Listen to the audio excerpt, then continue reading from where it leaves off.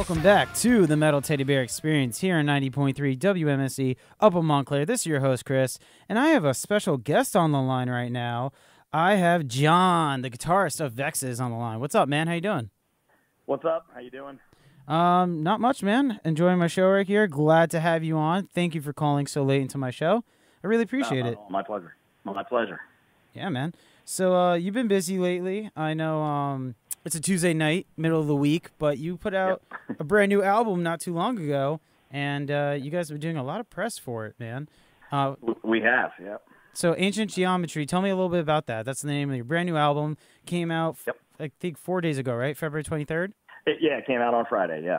Yeah, so tell me a little about the album, man. Okay. Yeah, it's basically our first record. Charlie, who's our singer and other guitar player, and I were in a band, a couple years back called Vexes. We put out a record, and we're on the way to recording another one, and the band kind of broke up, and then Charlie and I stayed in touch. Charlie is like an engineer and producer by trade. So I had some riffs that were kind of left over from, the Vexes days that were a little heavier than, what we were playing at the time, which was kind of like a Rival Schools kind of, like light thrice kind of thing. And I said, can you come over to the studio and help me, craft some songs out of these riffs? I think they're pretty decent. So, that went on for about a year. We got about 10 songs together, and then, kind of liked the shape of where things were going. So right around the same time, Justin Graves, who is our drummer, who used to be in A Life Once Lost, he put out a post on Facebook and said, is there anybody local to me, that's interested in jamming? It's been a while since I've played with A Life Once Lost. It's been a while since I've, played in general. So Charlie sent him a couple demo tracks, and he really liked the kind of sound that we had going. So he agreed to work with us and get together for some practices, and we ran through some songs, and then we finished tracking the drums and put the vocals down, and that took about another 6 months. So the record in total probably took about a year and a half to write and record. But since we have our own studio and Charlie's a producer and engineer, we were able to kind of take our time with it and get the guitar tones we wanted, the vocals we wanted, kind of the feel or the ambience of the whole thing, as a composed piece. And and then after that was done, we Justin had said that Bobby Carpenter, who played guitar in A Life Once Lost, he was looking for another band, and so he agreed to play bass. And so it's been about six or so months now, and we have our completed unit. So we're very happy. And the record came out on Friday. It's not, I would say surprisingly, because none of us really knew what to expect from, as far as the reception of the record. But people from all over are just saying how much they love the record, and it's in their top 5 ever, and we're their new favorite band. It's absurd to hear those kind of things, really. Yeah.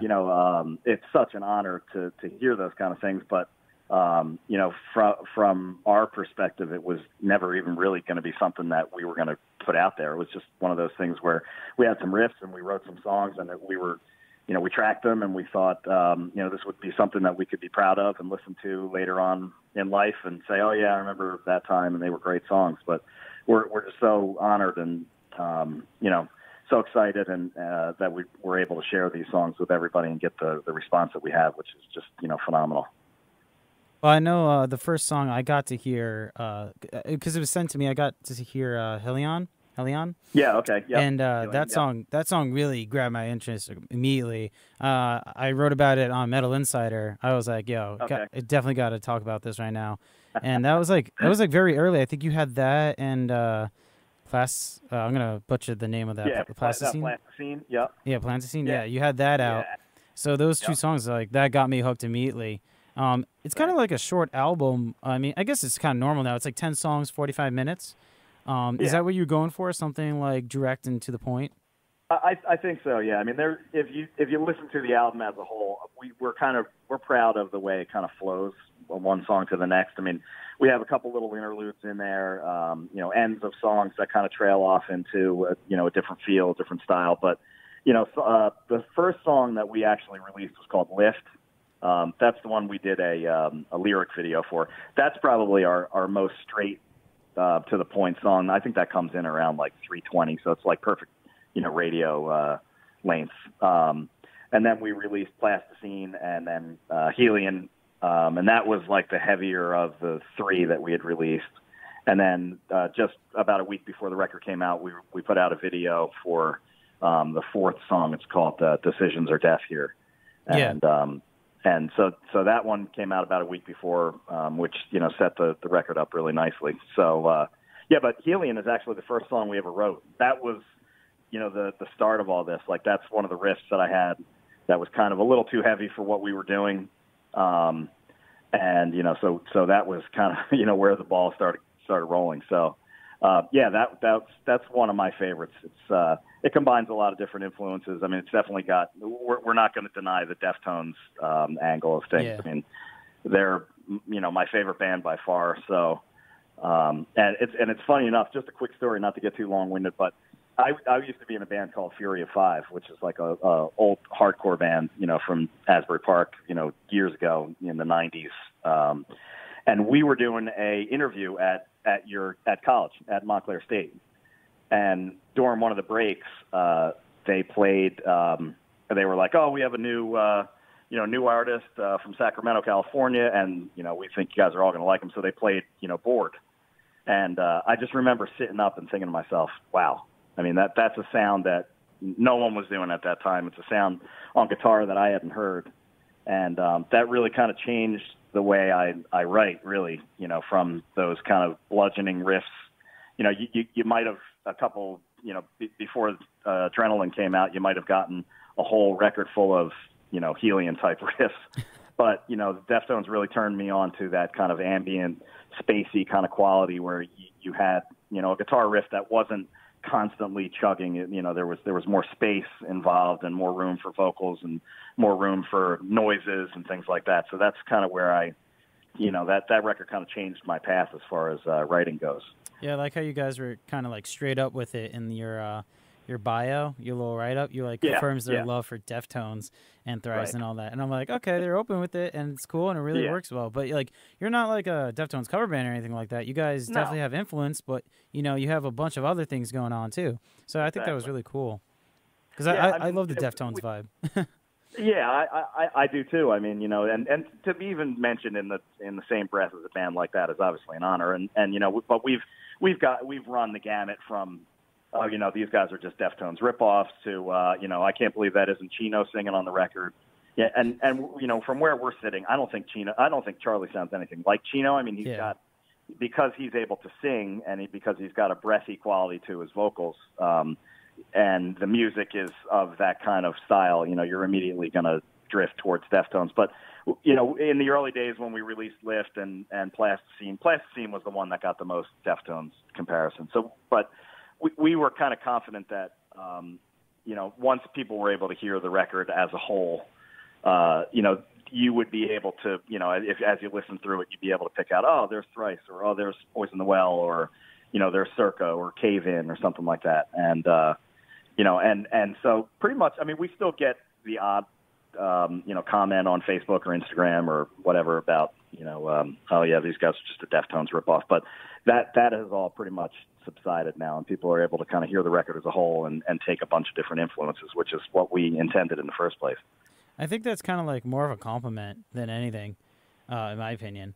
To be called like someone like that. I remember when Suicide Silence was getting all the flack for sounding like Jonathan Davis, Right, yeah. Right there. Yep. And he was like, he's one of my favorite singers. That's a huge compliment. Thank you, guys. Yeah, exactly. So I would definitely take that like that. Yeah, we take it for compliment. And, we've had some reviews, some really outstanding reviews from different people that have said that this is, a style that Deftones is, that used to play and, that they've had trouble showing that they can master, on following releases, which is, we don't anticipate ourselves being anything but Vexes. I mean, we hope that people can understand our influences and, and it's, I haven't read a review of Ancient Geometry so far that hasn't cited the Deftones, but they've all also said, that these guys are taking their sound and adding their own influences to it, which is great. I mean, like I said, to be mentioned in the same breath as a band as accomplished as Deftones is definitely it's a huge honor. So before you mentioned you put out a new video for the track "Decisions Are Death Here." Why'd you guys go with that track, and why did you film the video the way you did? That one is probably that song and another song called Terra are probably the two most, for lack of a better term, like spacey or ambient sounding. A lot of kind of lush vocals, a lot of soundscapes on that one. A lot of delays, a lot of reverbs, that kind of stuff. It uses kind of like an off-time signature in the riffs, and really kind of dissonant chord progression, which is kind of not my style, but I mean I love writing riffs that have that dissonant but melodic kind of quality. And so we thought that the Art Factory in Patterson, which was recommended to us by the guy who did the video, his name's Bobby Bates. He had done some filming. I don't know if you have you heard of that band End? It's got Will Putney and some other guys in there. So they had filmed a couple videos there, and Bobby had said, we didn't use some of that venue, and he's like, I'm glad we saved a couple locations because it just fit perfectly with the kind of darkness and the the ambient quality of the song. So, as you watch the video, it kind of progresses from us inside, the dirty, brick room to kind of like the expansiveness of the outside in the alleyway with the lights. And I mean, it was probably 5 degrees when we filmed that night. Yeah. So I mean, we were all suffering from like hypothermia and all that stuff. But I mean, it was great. I mean, it just really fit the middle toward the end to that song that kind of opens up into a huge kind of anthemic ending chorus. And we thought it fit perfectly. So you mentioned Terra being another song that's kind of similar in that kind of aspect. Do you think you're going to do a follow-up video and connect the videos in some way? Possibly. I mean, there's really only 10 songs on the record, so I mean to put out 5 singles might be a little ambitious. Mm-hmm. We might just keep it at 4, but I don't see us as the kind of band that's going to do like a happy-go-lucky kind of video shoot. I mean, most of our songs kind of have that dark quality to them anyway, so I would assume that the next video that we do is going to probably follow along the lines of that. We're actually writing new material now. We have 3 new songs, and we're hoping to have a lot more by the end of the summertime, try and crank out another record within, a year or 18 months. And they're all along the same lines as kind of what we did with Ancient Geometry. So it's not too much of a departure in style from what we've already done. So your album came out 4 days ago, and you guys are already working on new material. I love it. Yes. Very prolific. Hey, man, no rest for the wicked. I mean, we got to we're all, in our mid to late 30s, and, time waits for no man. So, I mean, we want to try and, especially if people are liking the direction that we have on Ancient Geometry, we want to make sure that, we don't take, 10 years to put out a record like some bands. Yeah, and you don't want to be a System of a Down or Guns N' Roses or Tool. Yeah, or Tool, you know what I mean? Yeah, right there. So, dude, that's awesome. You're in it right now. You have the ambition for it, and you go and write new that's awesome. That's what bands need to do. And I like how you guys aren't holding back at all. That's awesome. Because you guys do have a killer album here. It's very awesome. Now, you were talking about how, like, you guys are trying to get the atmosphere, like, you kind of wrote it within that year. Was there, like, a concept you were going for, or was it just kind of, like, it just melded together? No, I think it just came together. I mean, that's the style of songs that Charlie and I write collectively are kind of more of that dark aspect anyway. We're, like I said, we have families, we have jobs, we have 9 to 5s, and the pressures of having a family and working at a company that all brings daily obstacles and things you have to overcome and so while we didn't set out to write the record with any kind of theme, if you were angry that day at work or or something was wrong with your family or you just didn't get a good night's sleep or something like that, that kind of that reflects in your writing process. And so that's the music. Lyrically, Charlie has always written his lyrics. You could read them and think that they were about relationships. They're not all about relationships, but he likes to, draw comparisons and, basically, write from the standpoint of, what's going on in your daily life and what's going on around the world. We're not an overly political band. We're not an overly religious band. We just kind of write from the heart and write what, a reflection of what our eyes and ears see and hear every day. So that's basically, where we come from with respect to lyrics. It's not really an overlying theme, but, it's life, and it's definitely reflected in the stuff that we write. I think that's a great approach that more bands should do. Just writing from the heart and kind of like what they're feeling right now. I know some bands will try to make like a very political record, or some bands just trying to make a really very one-themed record. And I feel like sometimes that divides your listeners and your fans and stuff like that, because I kind of hate being preached to. So when I listen to an album that's very preachy and very like political and stuff like that, I'm like, I kind of want to escape right now. I'm going to listen to someone else, Right. So, like, when you mix it all together, I think that's a great, combination. Yeah. Well, everybody has their views, and it's not for anyone, at least in this band, to stand up and, get on a soapbox and tell people how to vote or, what to think about a certain thing or anything like that. But there's nothing more real than life, and even though, what's happening in our country and around the world, that's life also. You kind of... You look at that, from afar, and I think unless you're totally involved in that situation, it's hard to write from any kind of real perspective. You can be angry about things that are going on around the world, but, sometimes your views can be misguided. And if you put that out in a forum like an album or something where you expect a mass majority of people to hear it, like you said, you have a chance to alienate some listeners. I don't think there's any way you can alienate a listener by talking about life.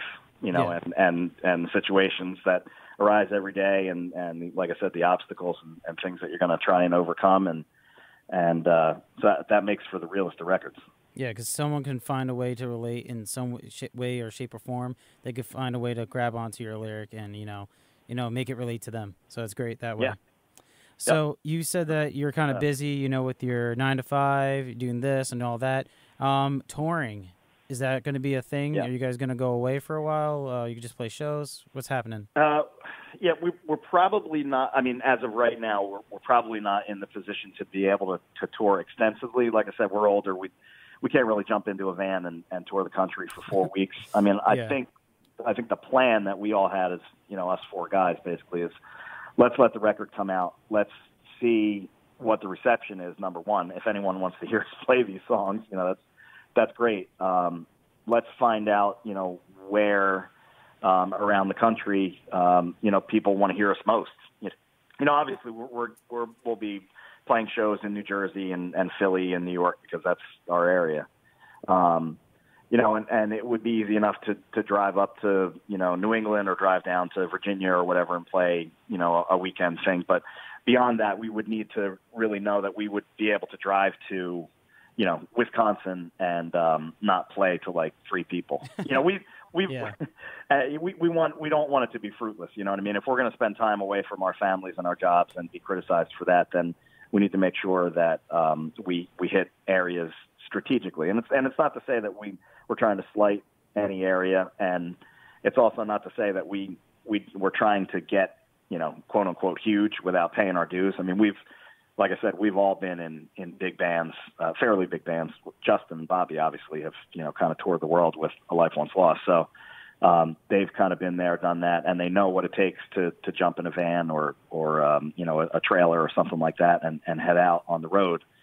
So I think we're kind of all wanting to do it a little differently now that we can kind of step back and take a look at maybe attacking some different areas strategically, and then, if the opportunity presents itself where we happen to sell a ton of records and it becomes a choice that we have to make, then, we would make the choice at that time. But I think right now we're probably just going to concentrate on the East Coast, and then, within a month's time or a couple months' time, maybe head out and try and branch out a little more west and south and see what happens.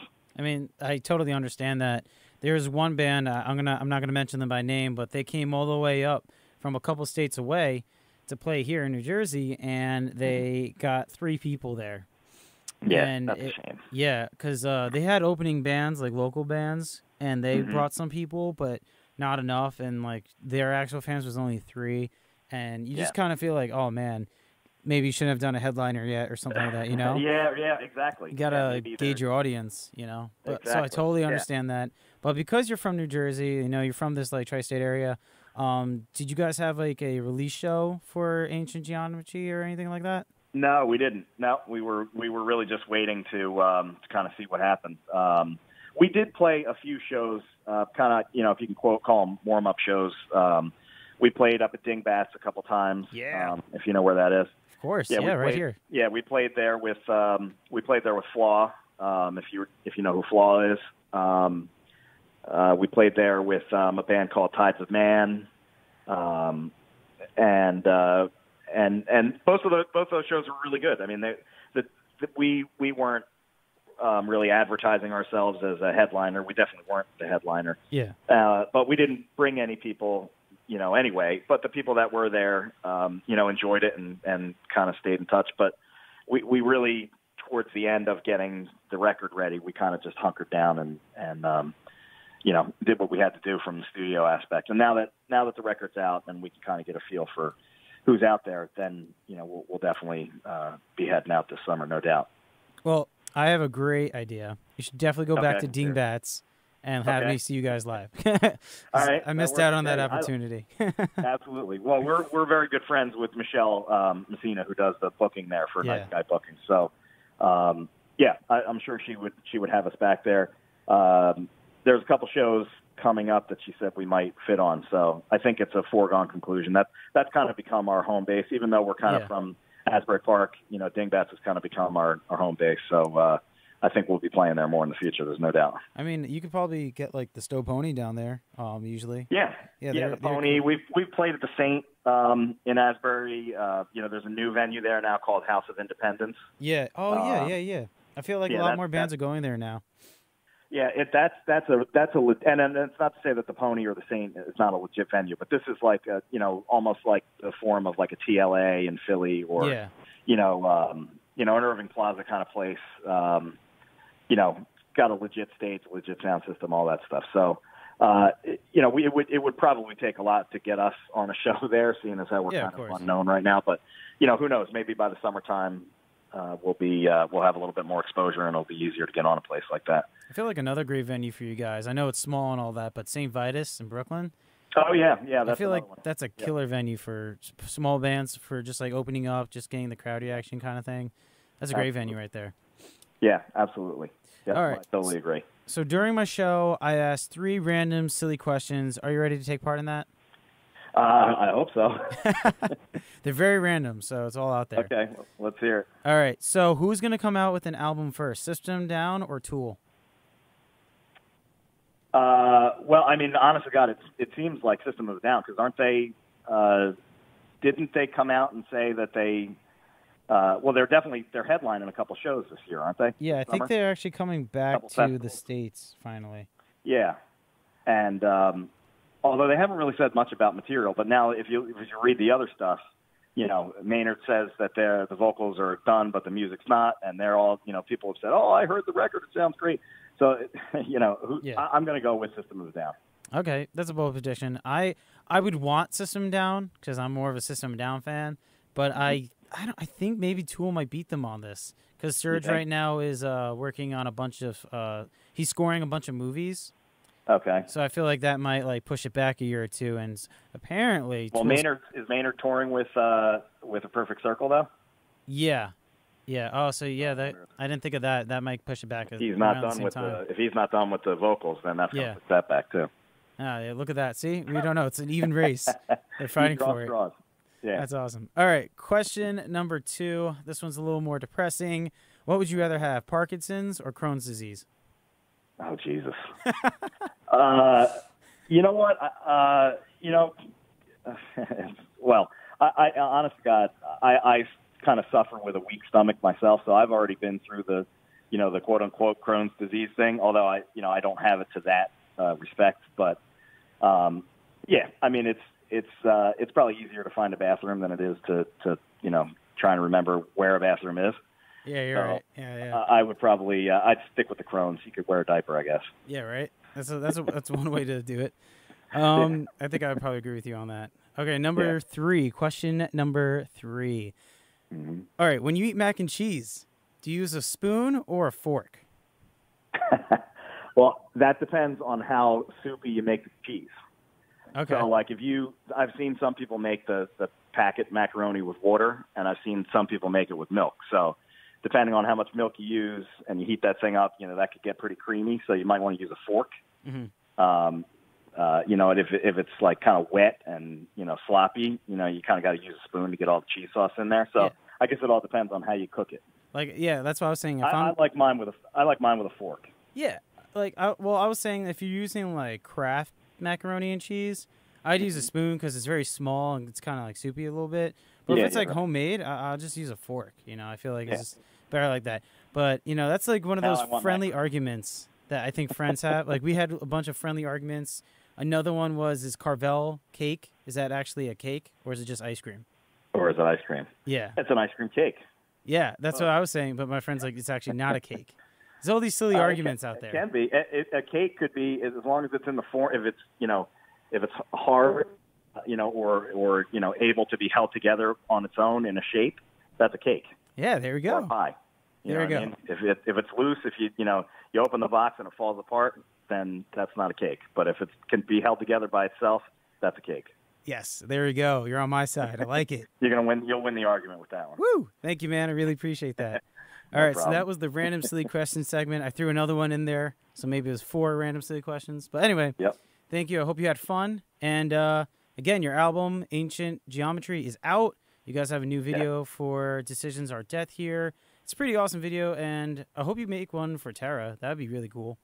Yeah, hopefully we will. Or if we don't, maybe we do have plans to do like some acoustic versions of these songs.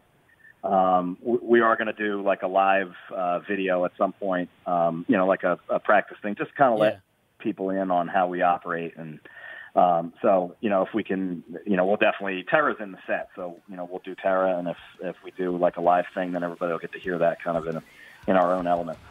Dude, a great idea right here. Live video shot at Dingbats. There we go. Win for everyone. There you go. All right, That'll man. work.